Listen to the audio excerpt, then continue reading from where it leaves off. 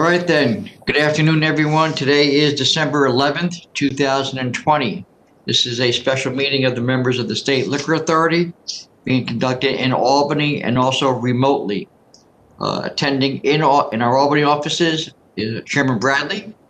You're joining us by video, Commissioner Fan and Commissioner Ford. Staff in attendance, we have General Counsel Meyerhoff by video. We have on the telephone Deputy Commissioner Roberts. Perfect. And myself, Secretary Donahue, also in the Albany offices. We have 3 items on today's calendar. They are all requests from Counsel's office for summary orders of suspension. The first item is agenda number 01791K. It's King's OP 1326549. The licensee is Mojo 33 LLC. Good afternoon, Chairman Bradley, Commissioner Fan, Commissioner Ford. William Brennan for Counsel's office. I'm here today to request that the board summarily suspend the licensee for blatantly violating Executive Orders 202.41, 202.52, 202.61, and failing to adequately supervise the licensed premises. The licensee, Mojo 33 LLC, does business as Jack Bailey's and has been licensed as a tavern since October 15th of 2020. The licensed premises is located at 2128 Flatbush Avenue, Brooklyn, New York. On December 8, 2020, Investigator Stravalli of the EO Task Force performed an inspection of the licensed premises. Stravalli entered the premises in an undisclosed manner and observed at least 18 patrons inside the bar, standing and mingling while consuming beverages, most without masks, most not social distancing. Patrons were being served alcoholic beverages at the bar. Patrons were permitted to enter the premises without wearing adequate face coverings. Stravalli did not see any food being served or did not see any food on tables or in possession of any of the patrons. The pictures Investigator Stravalli attached to his report tell a very compelling story. This licensee was previously given a warning concerning the executive orders via phone and email on December 2nd, 2020. A copy of that correspondence is attached to Investigator Stravalli's report. It's clear from the Investigator Stravalli's report and the pictures he provided that this licensee is failing to conform with the executive orders and DOH guidelines that have been put in place to help curb this pandemic. The manner in which this licensee is operating poses an immediate threat to its employees, patrons, and the public at large. Counsel's office respectfully requests that the board issue an emergency order summarily suspending the license in order to protect the health and safety of the general public. Thank you, Bill. This is in your materials, members, but this is a circumstance where, based on complaints about this just open location, instead of going out there to catch them in the act, Investigator Stravalli contacted the owner and told him about the complaints and warned him. And the owner said he would comply. And then when Mr. Stravalli went to visit, he found them out of compliance, and the pictures speak for themselves. Thanks. All right, Commissioner Fan, do you have any questions? You're muted, Commissioner Fan. No, I don't have any questions. Thank you. All right, Commissioner Ford, do you have any questions? Yes, Counsel, you didn't say anything about this. I don't think you did, but the windows look to be obstructed. Is that correct? To make it appear as if the place might not be open? That's correct, but I did have a conversation with Investigator Stravalli, and I didn't want to expand on that without having more information concerning what he felt was going on. Okay. They were obstructed, the curtains were pulled, and the light was out in the front door. Or the outdoor exterior door light was out. Okay. Thank you very much. No further questions. Chairman Bradley, do you have any questions? I have no questions. All right, with that, I'm going to call for the vote of the members. First, Commissioner Fan. Based on the evidence presented by Counsel Brennan, it's clear that this location is an imminent threat to public health, safety, and welfare, and I vote to summarily suspend this license. Commissioner Ford. Based on evidence presented by counsel, I find this location to be a threat to the public health, safety, and welfare, and I also vote to summarily suspend. Chairman Bradley. Based on council's presentation, I vote to summarily suspend. It's clear this licensee has become a threat to the public health, safety, and welfare. All right, the next item I have is agenda number 01791L, Queens OP 1183911. The licensee is El Coyote Bar in Villefort. Good afternoon, Stephen Armstrong on behalf of Counsel's Office in support of the summary suspension of this licensee, which is located at 4502 Junction Boulevard in Corona, Queens. This is an OP license with a method of operation as a tavern with recorded music only, with the licensee's sole principal, Adolfo Solano, to manage at all times. The license was first issued in August of 2007. They're currently operating under SAPA. The license expired in July of 2019. As to the conduct at issue here, on Thursday, December 3rd at approximately 10:30 p.m., SLA Investigator Stravali, along with officers from the NYPD COVID Task Force, conducted an inspection of the premises after observing that they appeared to be operating after the 10 p.m. curfew put in place by Executive Order 202.74. At the time of the inspection, the premises was located in a yellow zone. Before entering, Investigator Stravali noted that there were black curtains in the front windows, as well as tinted glass on the front door, which obstructed their view inside. But the investigators could hear loud music being played and could also see lights flashing inside. Upon entering, investigators counted at least 8 people inside, 5 of whom appeared to be patrons. They were seated at tables with alcoholic beverages, but with no apparent food orders. Investigator Stravali asked an employee if they were serving food. The employee told them that no, they didn't have any food at the premises.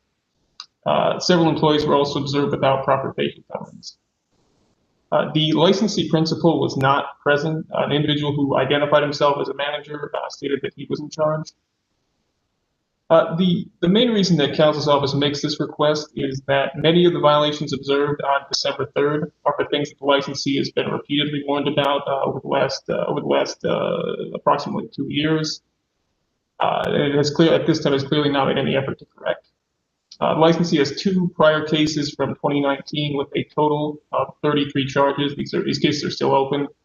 Included in these charges are multiple instances of the licensee found not have food available for sale as required by their license, multiple instances of the premises utilizing DJs, which they are not approved for. The licensee turned an area that was marked as storage space on their diagrams into a DJ booth. They've been warned multiple times about this DJ booth, yet it was still in place on December 3rd, though it was not in use at the time of the inspection. Multiple instances of unauthorized managers being left in charge of the premises. The licensee principal has been nowhere to be found, is clearly not exercising adequate supervision. The licensee also paid a $15,000 fine in September of 2019 for a prior case dating back to 2016, where they were also charged with not having food available for sale, as well as other violations. At this point, the licensee has been given numerous opportunities to correct these violations. It's clear by now that the licensee cannot be trusted to do it on their own. To simply issue another set of warnings and another set of charges, it's not going to change the licensee's behavior. And based on that, I ask the members vote to summarily suspend this license pursuant to Section 413 of the State Administrative Procedure Act. Thank you. Thank you, Stephan. I just want to add that the key concern here is their inability to comply with the food requirement in Executive Order 202.52. They were fined in charges that were sustained for being non-bona fide, no food. They were charged again in cases that haven't come to hearing because we suspended having hearings on non-EO cases.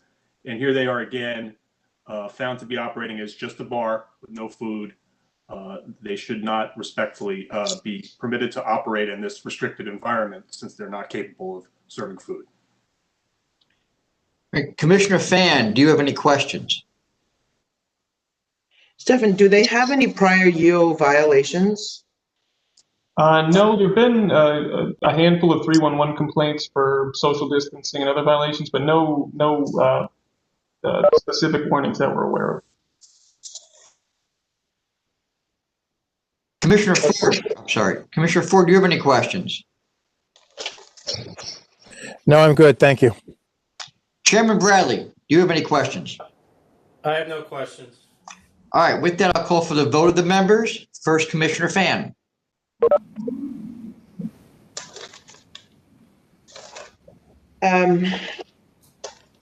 Based on the evidence presented by Council Armstrong, this location is an imminent threat to public health, safety, and welfare, and I vote to summarily suspend this license. All right, Commissioner Ford, your vote, please. Based on evidence presented by council, I find this place to be a threat to the public health, safety, and welfare, and I vote to summarily suspend. Chairman Bradley, your vote, please. Based on council's presentation, I vote to summarily suspend. It's clear that this licensee has become a threat to the public health, safety, and welfare. Thank you. The next item is 01791M. It's King's OP 1310764. The licensee is Cabana Lounge, LLC.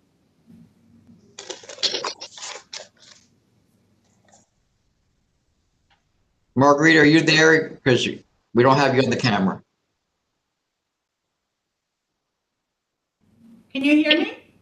I can hear you, but the camera's pointing off in a different direction. Okay. One moment, please.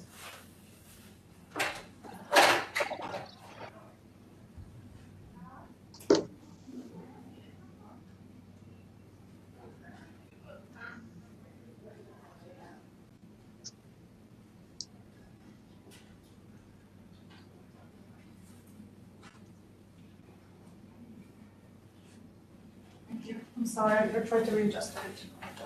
One seat to your left is in the frame. Oh, that's a good one. Can you see me? Oh, no, there you go. Okay, I'm good. Okay. Good afternoon, members. You can see me now, right? Yeah. This is Margarita Marsico on behalf of Council's office, requesting that the members issue an order of summary suspension as to Cabana LLC, located at 1836 McDonald Avenue, Brooklyn, New York, under SAPA 401 Subdivision 3.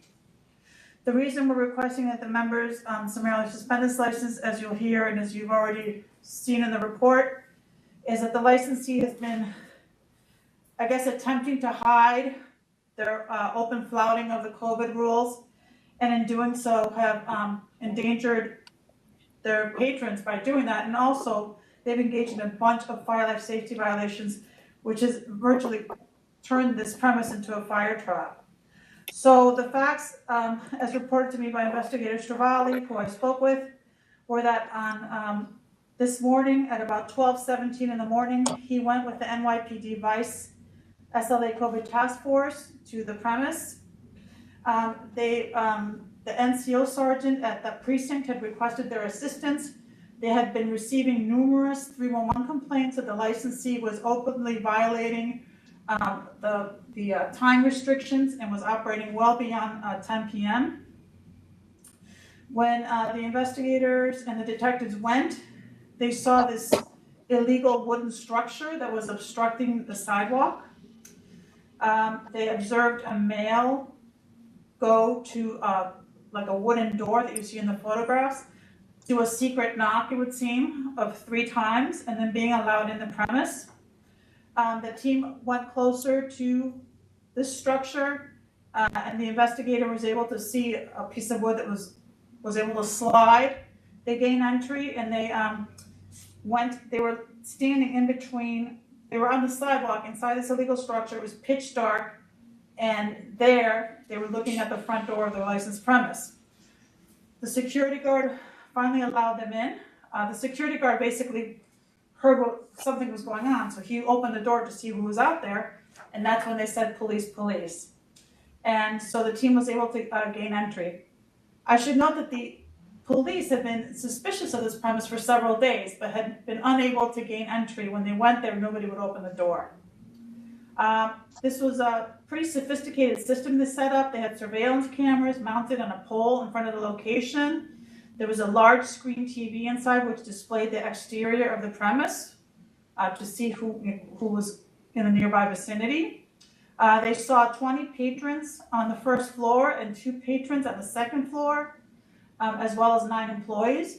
There was loud music playing. The patrons were observed eating, drinking, and smoking nicotine hookah, which is illegal. The nicotine hookah is illegal. The patrons were not social distancing, and they were not wearing masks. Some of them were standing together and not wearing masks, and the investigators' photographs of that the members could see. A male patron was photographed grabbing for a beer after the 10 p.m. curfew. There were numerous fire life safety violations. I asked the investigator if there were a fire, how the patrons could get out, and he explained that there was actually the basic front door, and then there were 2 some emergency exit doors on either side of the front door. The 3 doors were covered by this illegal wood structure. So if there were a fire on the front door, there was an illegal turnkey bolt, and on the fire exit doors, one of the fire exit doors was blocked by chairs on the outside. So even if they pushed the bar, they couldn't get out. And the bottom line is these people would find themselves in this pitch black, illegal wooden structure, so they wouldn't even know how to get out. This was a very dangerous situation for fire life safety reasons as well. And he observed other violations as well. There were 10 unsecured gas tanks, propane tanks that were improperly stored, no flame proofing, uninspected fire extinguishers, malfunctioning exit signs, illegal hardware on the exit doors, as I explained. The investigator reviewed receipts. He said he got a whole pile of receipts, but he pulled out the ones that had been issued recently after 10 p.m. And he noted, as you see in the report, that there were 2 or 3 patrons ordering 1 order of French fries. So that would not be substantial food. That would not be substantial food for each customer. The owner was not present, even though they represented that they would be present.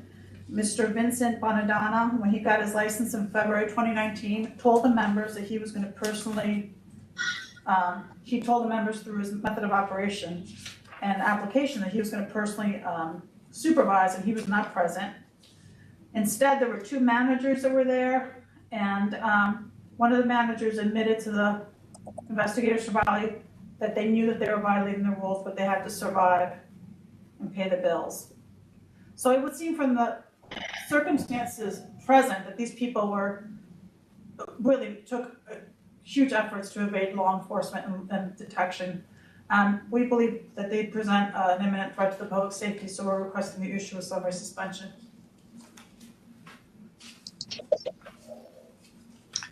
All right, with that, Commissioner Fan, do you have any questions? No, I don't have any questions. Thank you. Commissioner Ford, do you have any questions? Nope, I have no questions. Chairman Bradley. I have no questions. All right, with that, I'll call for the vote of the members. First, Commissioner Fan. Based on the evidence presented by counsel and submitted into evidence, it's clear that this location is an imminent threat to public health, safety, and welfare, and I vote to summarily suspend this license. Commissioner Ford, your vote, please.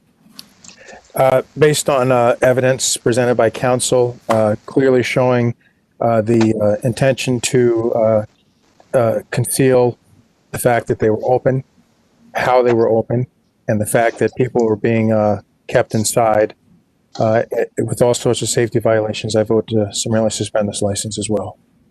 Chairman Bradley.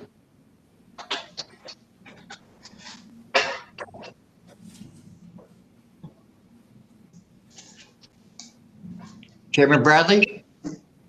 Based on council's presentation, I vote to summarily suspend this license. It's clear from the evidence that it's a risk to the public health, safety, and welfare. All right then, Chairman, I have nothing else on today's calendar. Do you have anything else? I do not. Thank you all, and have a good weekend. All right, with that, the meeting is adjourned. Thank you. Thank you, Tom. Thanks, everyone.